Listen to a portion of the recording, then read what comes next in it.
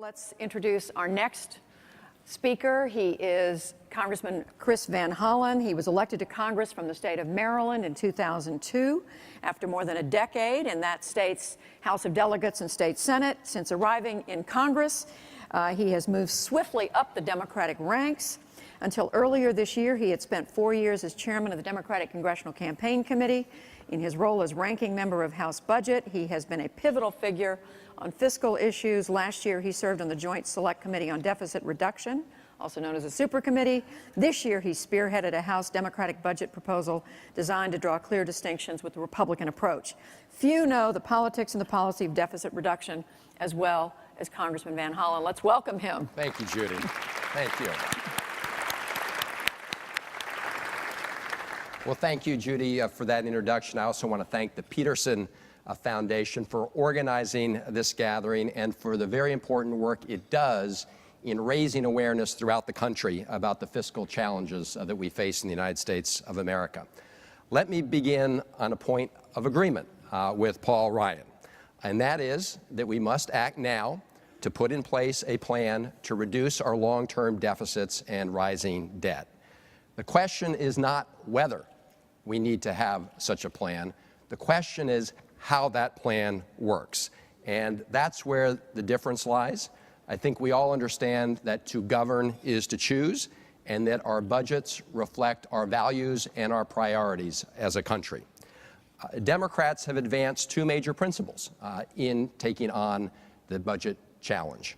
First, we should do nothing to hurt our very fragile economic recovery. In fact, we believe there are additional measures we can take now to further boost job growth. Second, we believe we have to reduce our deficit in a steady, credible, and balanced way. And by balanced, we mean a combination of spending cuts and reforms over time and revenues generated by ending tax loopholes and tax breaks that disproportionately benefit the very wealthy. We believe in a plan of shared responsibility and shared prosperity. Now, on both these two fronts, we're in very good company. Every bipartisan group that has looked at our budget challenge has warned that deep, immediate cuts would slow economic growth.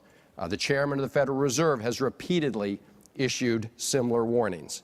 Still, last year, our Republican colleagues on the Joint Economic Committee issued their prescription.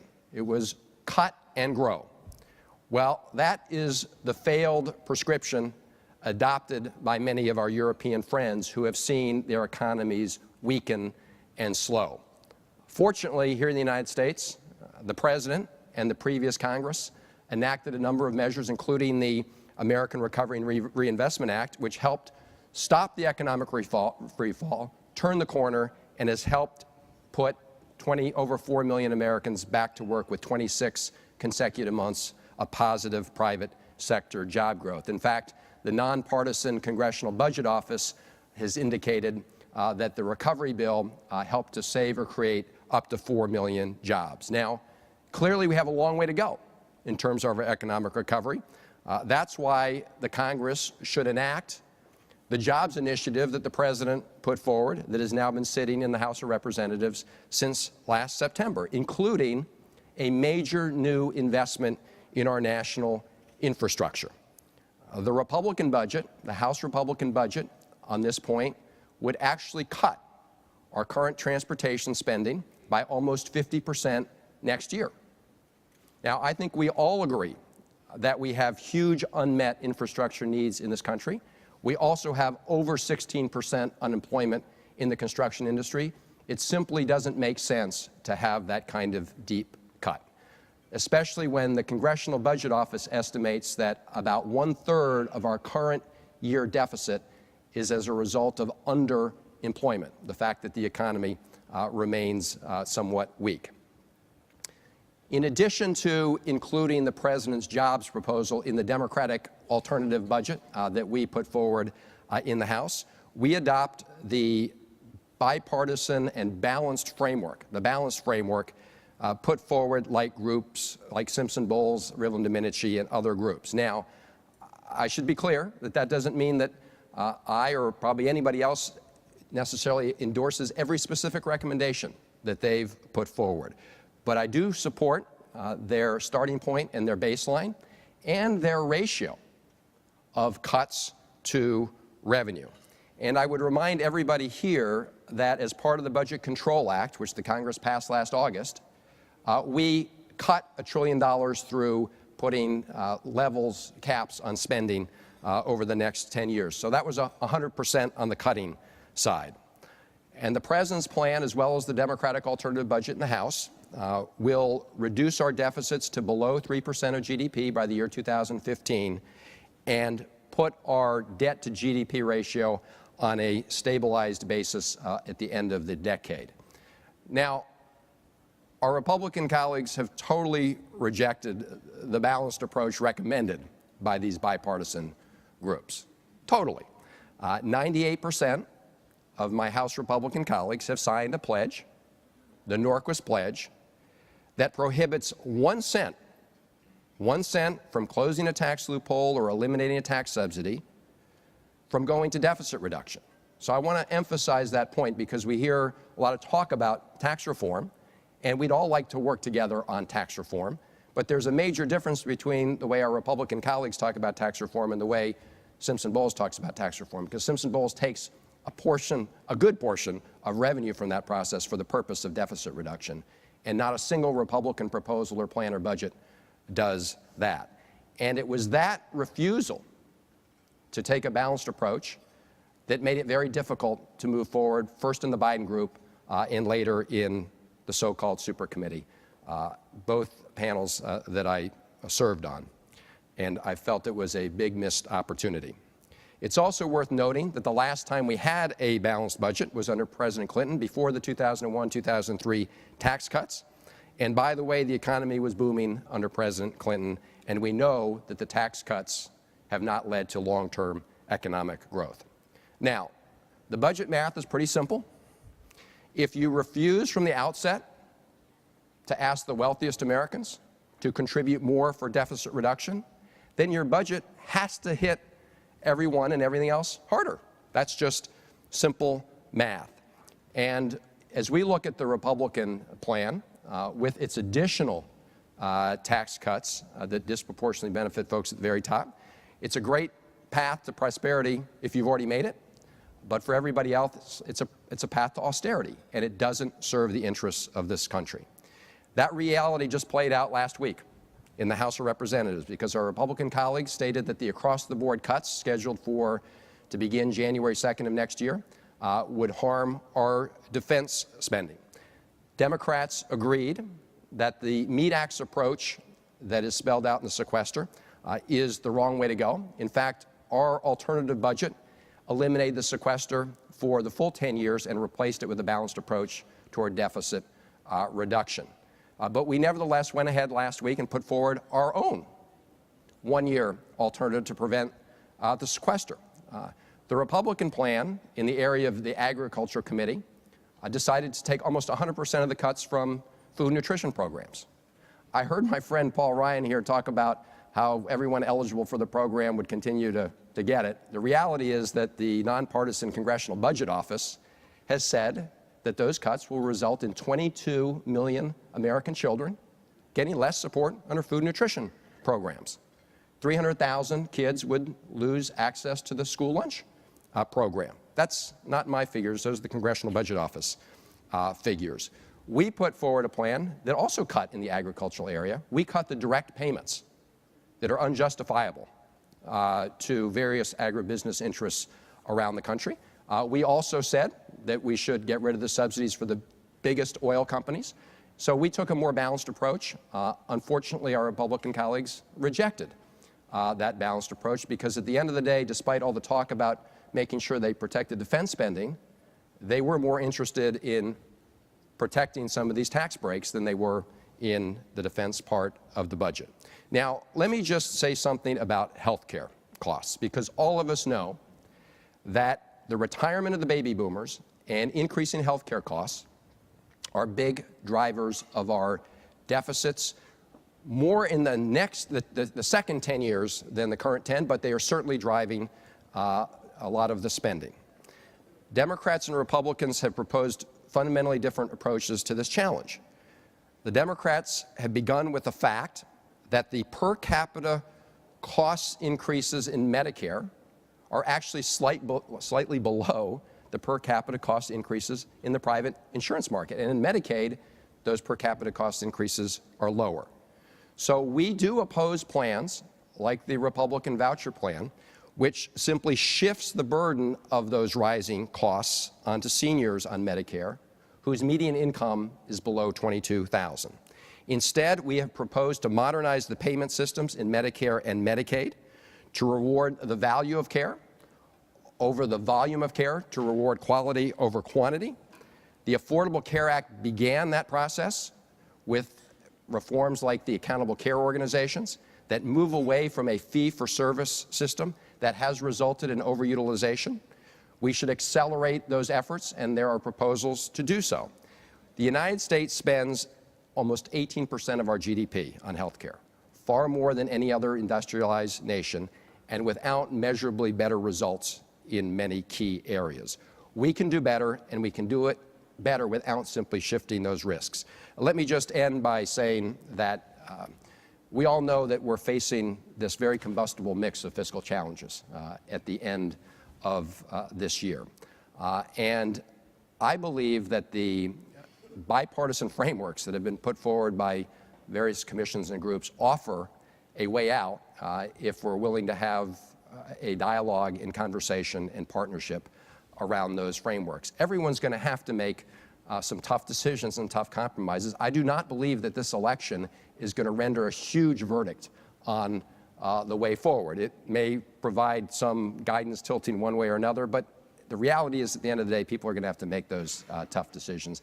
And in that regard, I have to say that the remarks that were made, already leaked by Speaker Boehner, that says that they're going to insist penny for penny on cutting the budget in exchange for another increase in the debt ceiling, in my view, goes in the category of trying to draw lines in the sand rather than trying to reach compromise. And as an economic and fiscal matter, it is absolutely reckless to threaten that the United States will not pay its bills.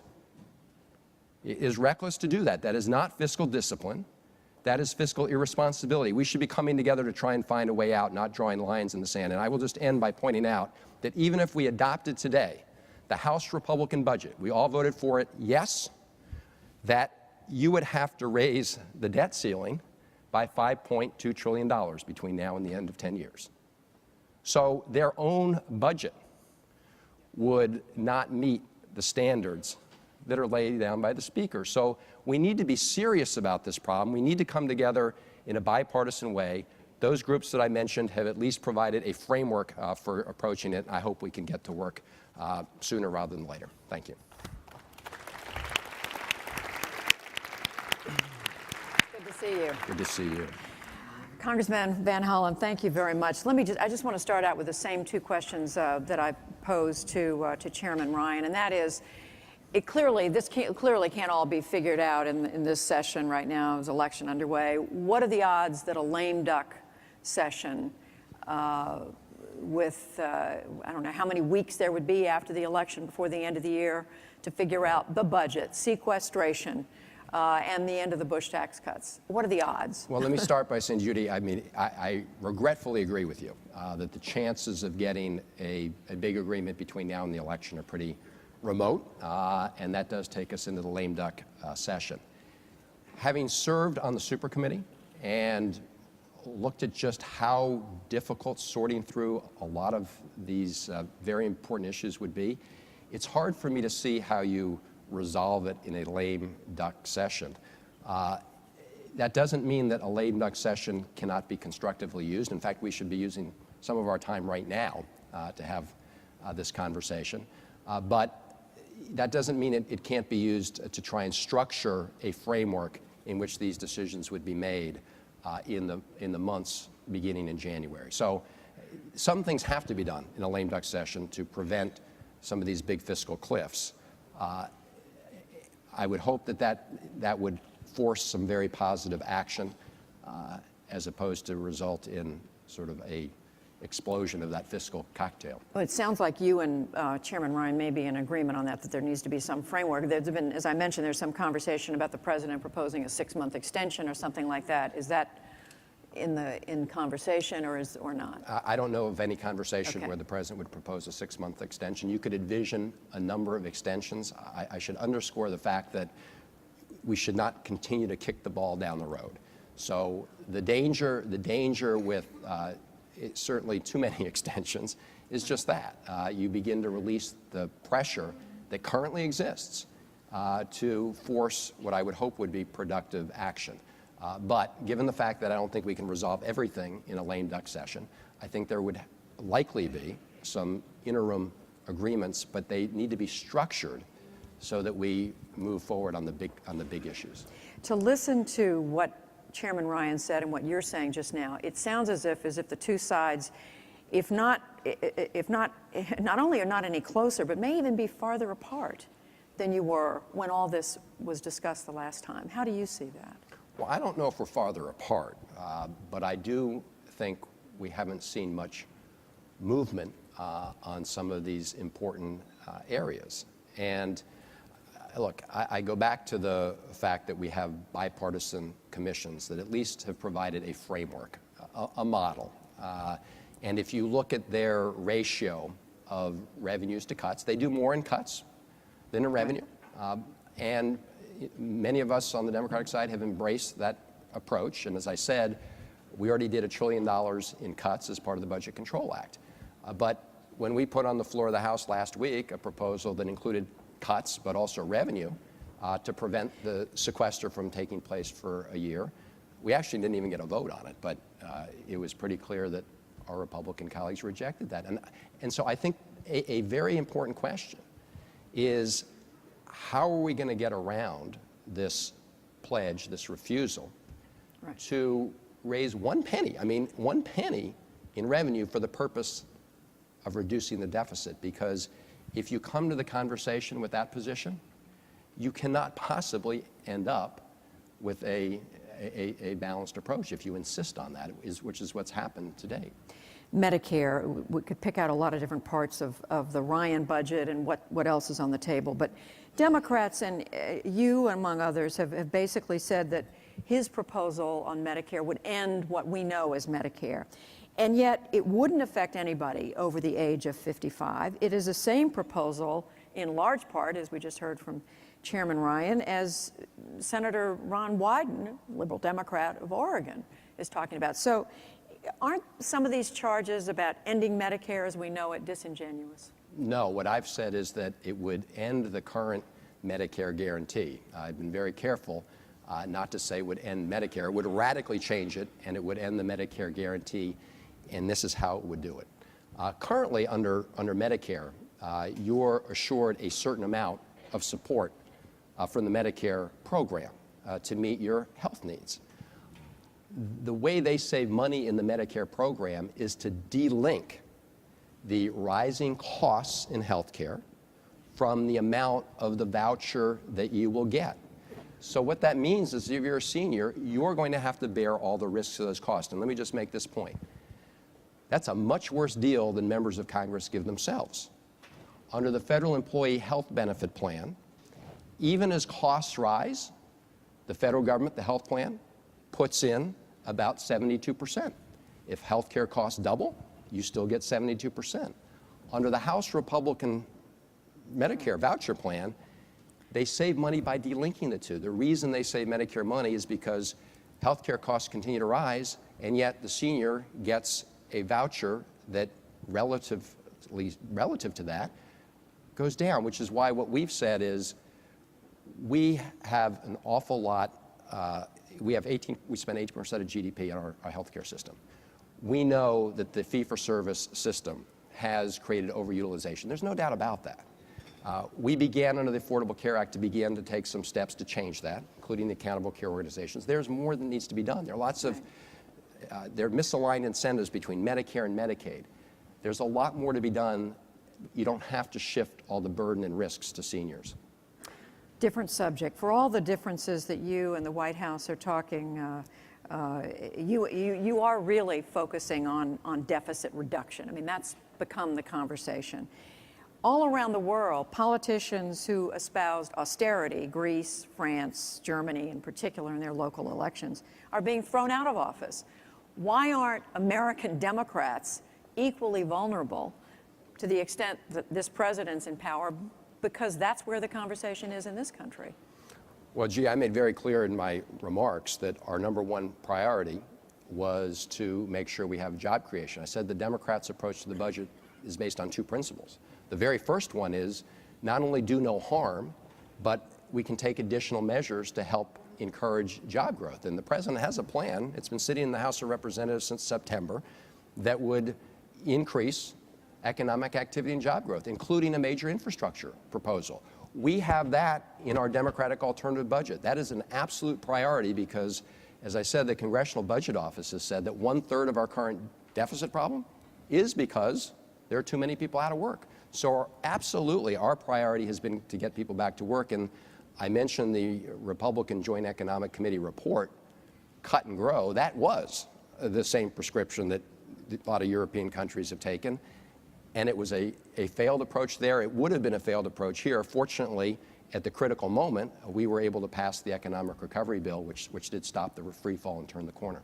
Another comment that came out, and this is with all due respect to the Peterson Institute, but Robert Kuttner, who's a well-known liberal economics writer, says that Democrats like you, by participating in forums like this one, that is all focused on austerity, cutting the deficit, cutting the debt, that you really become almost window dressing for a conservative agenda that's anti-jobs, anti-recovery, and wrong-headed economics. Well, look, there may be some people, I'm not referring to any people, who want to put their head in the sand with respect to our long-term deficit challenge. We have one in this country, and we need to deal with it, but we need to deal with it in a smart way. And in fact, the House Republican budget is the opposite of this austerity approach. We are focused on pro-growth and in a very balanced approach to deficit reduction over a period of time. You have to do it in a credible, predictable way. In fact, the proposal we put forward, as I said, accommodates the president's jobs plan, and we deal with the deficit issue in a balanced way with the kind of framework and the kind of ratios proposed by bipartisan groups. All right, 3 very quick questions. We've got less than 2 minutes, so I'm going to try to be brief, and I would ask you. This comes from Facebook, from a man named Russ Wilcox in Massachusetts. He said, in a democracy, can we ever truly expect a majority of voters to prefer taxation or austerity over deficits? And if not, do we need a constitutional amendment to require a balanced budget? Well, I do not think a constitutional amendment to balance the budget is the right way to go, because what it does is locks you into a particular course and doesn't allow you to deal with changing events. For example, great recessions or depressions.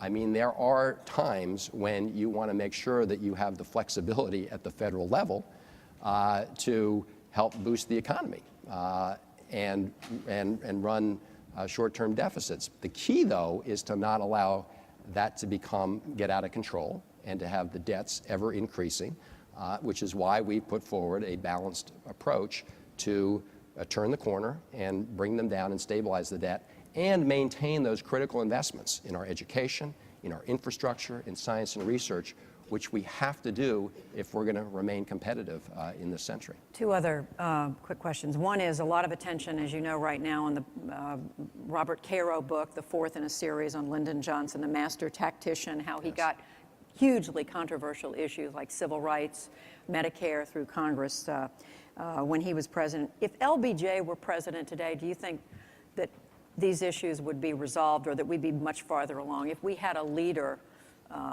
like Lyndon Johnson? I think the president has been doing an extraordinary job under very, very tough circumstances. And the reality is that the president put forward last summer a balanced plan. I know he did. I know a lot of the details that they put forward. They were willing to make some tough decisions, but what they're not willing to do is apply an austerity approach, which will slow down the economy. And what we will all insist on when it comes to the deficit reduction path is that it be balanced.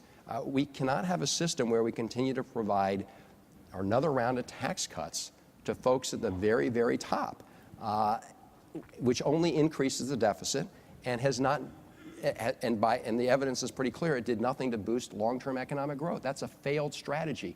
Why would we want to go back to that? So no, I think the president has put forward a very reasonable plan to address this issue. As Paul said, this will be central to the debate in the campaign this fall. I just hope that when those campaigns are over, we're able to put together the pieces in a productive way, because we have to deal with this as a country. Final question. If there is this sort of fiscal crisis, if that's what you're facing, what is wrong with the simple idea, relatively simple idea, espoused by former Fed Chairman Alan Greenspan, New York City Mayor Michael Bloomberg, just let all the tax cuts expire? Well, I think, as the chairman of the Federal Reserve has said, that if you create that kind of total fiscal cliff, it would be a drag on the economy. I mean, you're talking about $5 trillion over 10 years, and there are lots of those tax provisions that help middle-income Americans that lots of us would like to see extended. However, you make a very important point, and that's why I think that there is some possibility of a productive outcome.